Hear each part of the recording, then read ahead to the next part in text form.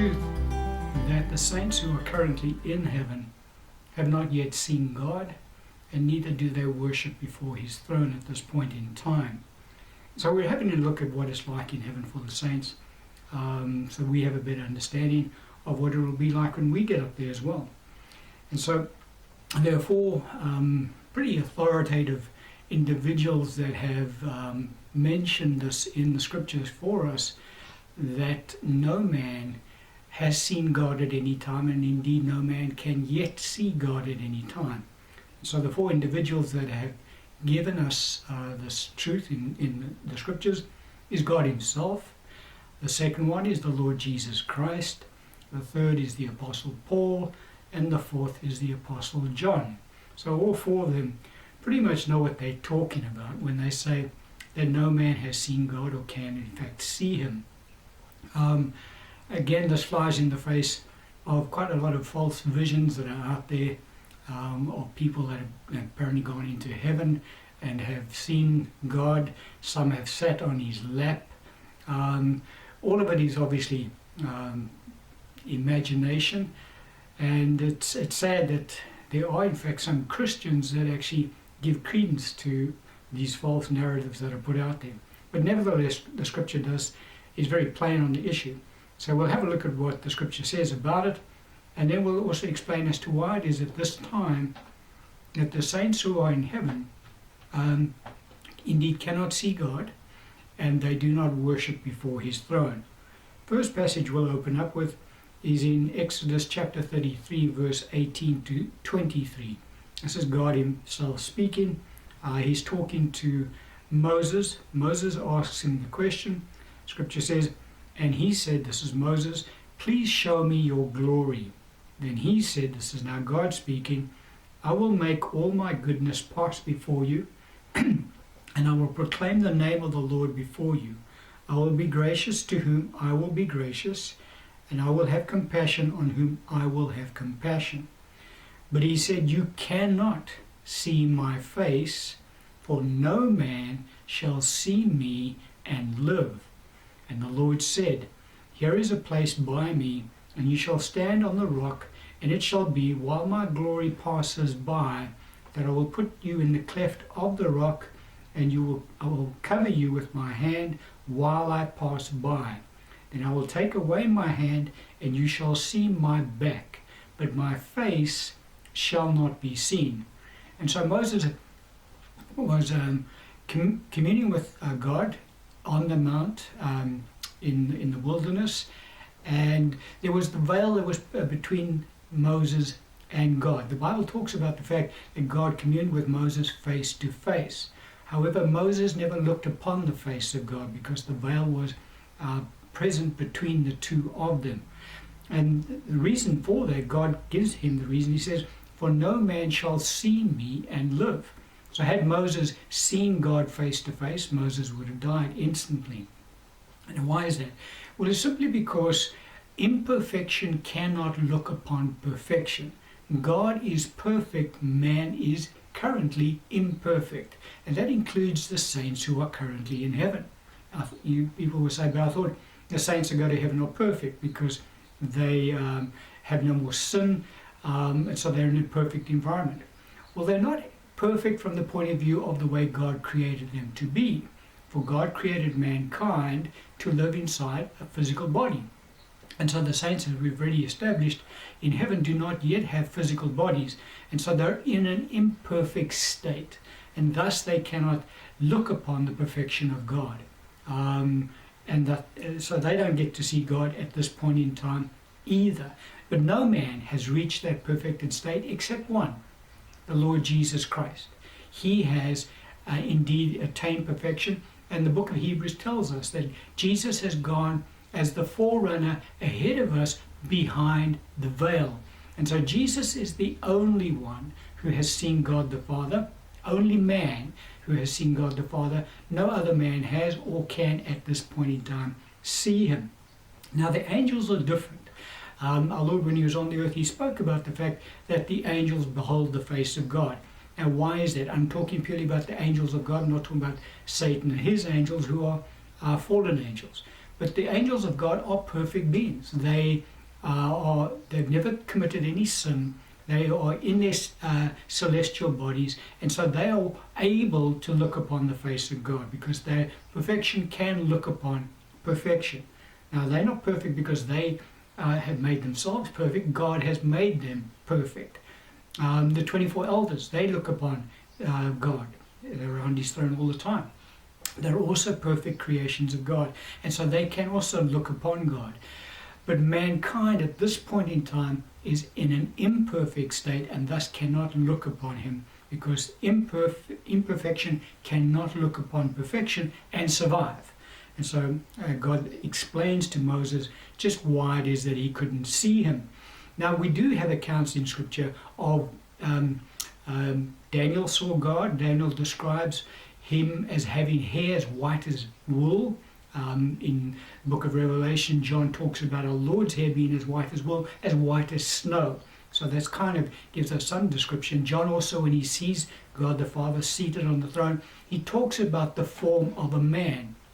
Now, we do know that God has the form of a man. Why? Because man is made in the image of God.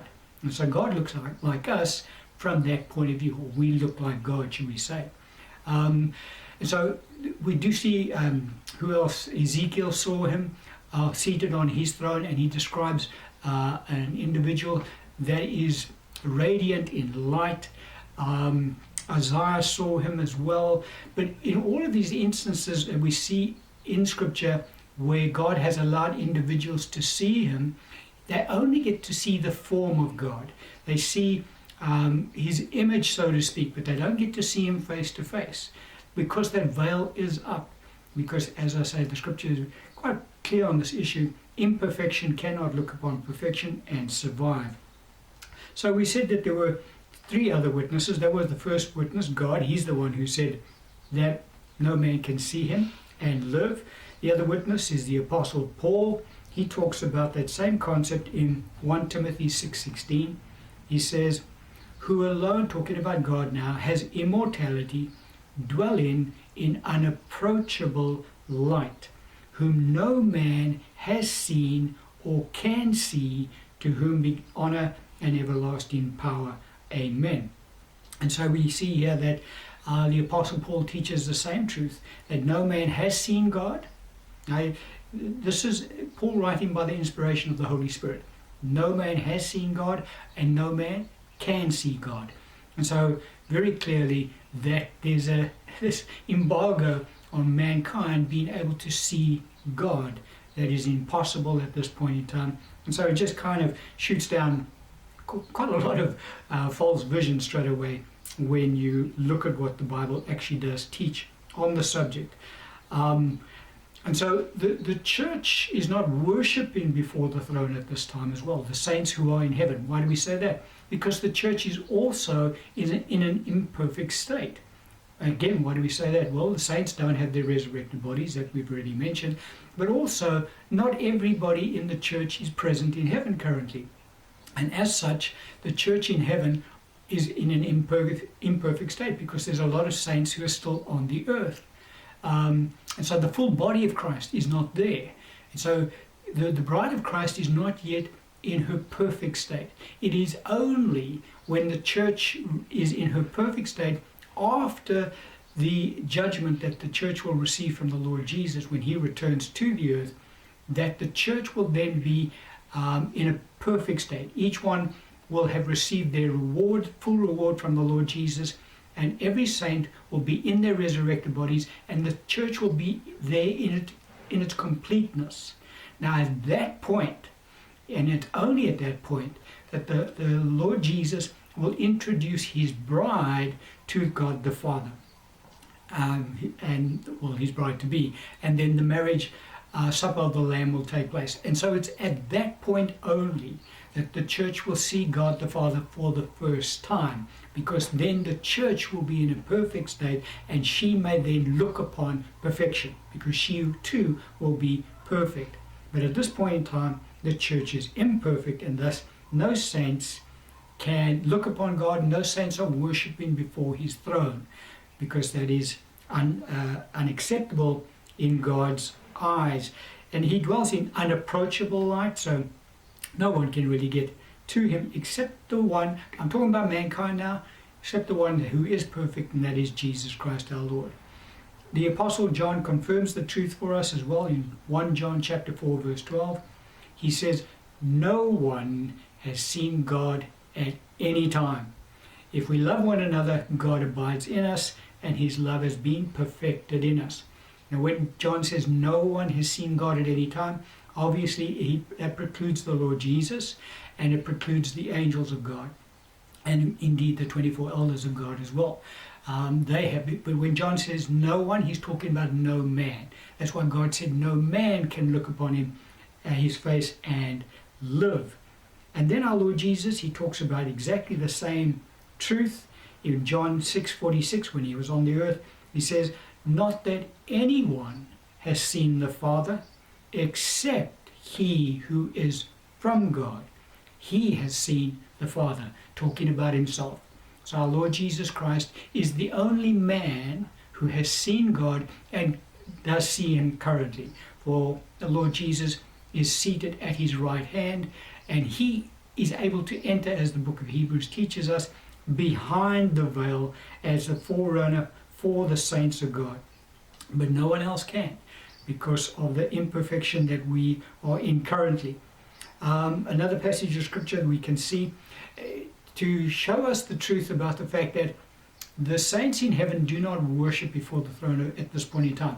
Don't forget, we've already looked at the martyrs of our Lord.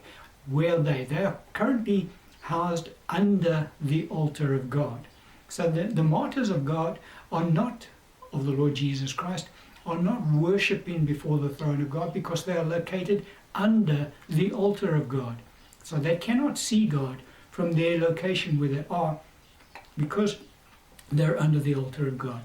The other saints we've already mentioned are in paradise, which is outside of the temple of God, and they cannot also look upon him, and they do not worship before his throne. Up until this particular passage of scripture in Revelation 7:9, we'll look at it now, we do see accounts of the angels worshipping before the throne. We see accounts of the 24 elders worshipping before the throne. And the reason for that is because, as I said, the elders, the 24 elders and the angels are perfect beings, and they can thus look upon the face of God and worship before him. But no saints can do that yet. However, there's coming a time when the church will join the angels of God and the 24 elders and worship before the throne. Revelation chapter 7 verse 9. John writing, he says, after these things I looked, and behold, a great multitude, which no one could number, of all nations, tribes, peoples, and tongues, standing before the throne and before the Lamb, clothed in white robes with palm branches in their hands. That is the first picture we have of the saints of God worshiping before God the Father. Now, when does that take place? That takes place after the church is raptured out of the earth, and after the marriage supper of the Lamb. Well, after the bride is introduced to God the Father. It's at that time the church is in her perfect state, and she is able to then stand before the throne and before the Lamb and worship God the Father and see him face to face. For the scripture does tell us we will see God face to face, but it's only at that point. After that, we see in the book of Revelation other groups standing, like the 144,000. They stand before the throne and worship. The saints of God that come out of the great tribulation, under the persecution of the Antichrist, they stand before the throne and worship. And so we see mankind worshiping before the throne after this point. But it is only at this point, when the church is presented to God in her perfect state, that men are able for the first time to look upon God and to worship before his throne. Currently, the saints in heaven are resting in their location of paradise and under the altar of God. They are not worshiping before the throne of God, and none of them have yet seen Almighty God. I'm going to end the teaching on that particular point.